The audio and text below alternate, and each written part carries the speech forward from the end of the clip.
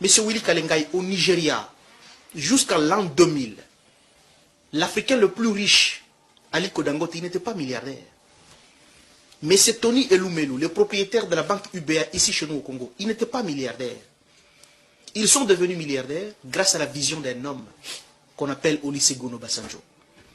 Lorsque Olusegun Obasanjo accède au pouvoir, il dit ce n'est pas possible. Tous les secteurs économiques sont contrôlés par les étrangers. Mais de quelle manière nous allons obtenir notre indépendance économique? Par quelle magie? Que devons-nous faire pour que nous puissions aussi avoir les nôtres qui vont nous permettre de contrôler l'économie nationale? C'est à ce moment-là qu'Olusegun Obasanjo fait par exemple une expérience. Il dit, mais à Goma là-bas, il y a un certain Vani Bichweka. C'est un entrepreneur congolais. Il est percutant. Amenez-moi. Vani Bichweka ici. Il arrive au Congo central. Il trouve, mais il y a un homme là-bas qu'on appelle Seledia.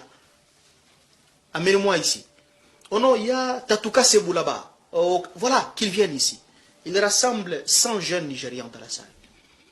Il dit, je vous propose un pacte et nous allons faire une révolution.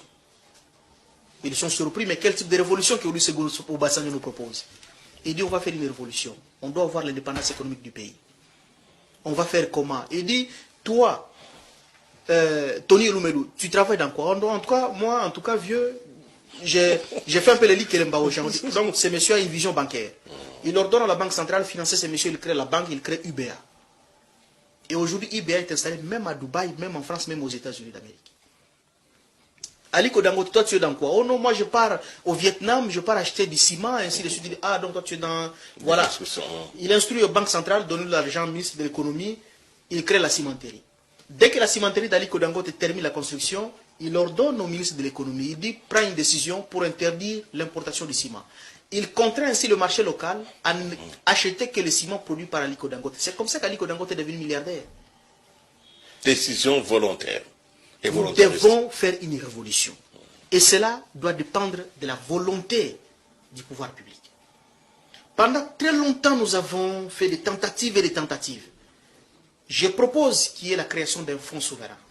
Lorsqu'il y a des Congolais qui se mobilisent pour la création de banques, il faudra que l'État congolais, grâce à ces fonds souverains, accepte d'accompagner ces Congolais.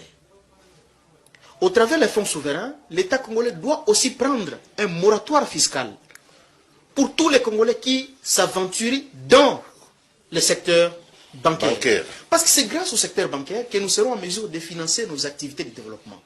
Je propose encore que dans ces pays, qu'il n'y ait plus une seule société commerciale qui soit créée sans que les Congolais ne soient dans le capital social. Monsieur Willy Kalengai, aujourd'hui, quand vous visitez toutes les monarchies wahhabites du Golfe Persique, je fais allusion au Bahreïn, au Qatar, au Koweït, dans tous ces pays-là, même si vous êtes musulman, le musulman dit le musulman n'a frère que musulman. Même si vous, monsieur Willy Kalengai, vous êtes musulman, vous arrivez aujourd'hui en Arabie Saoudite, vous arrivez aujourd'hui au Qatar, vous voulez créer votre société, on vous interdit, on dit, monsieur, vous n'avez pas les droits. Vous ne pouvez pas créer la société au Qatar. Si vous voulez créer une société au Qatar, il y a une condition. Associe-toi à un Qatari. Oui.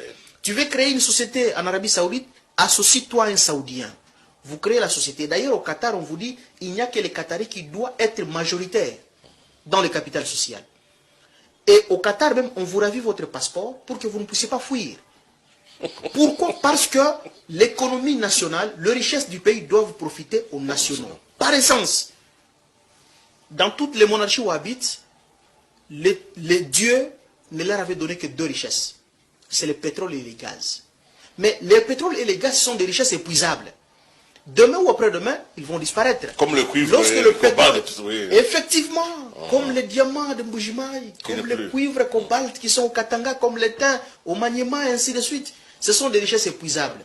Dès que ça termine pour du bon. Alors pour que ces richesses puissent profiter aux nationaux, il faudra que nous puissions conditionner dans la création de toutes les sociétés commerciales dans ces pays par la participation des nations dans le capital social. Ceci aura quel avantage? Ça permettra à ce que les Congolais aussi participent dans la formation des richesses.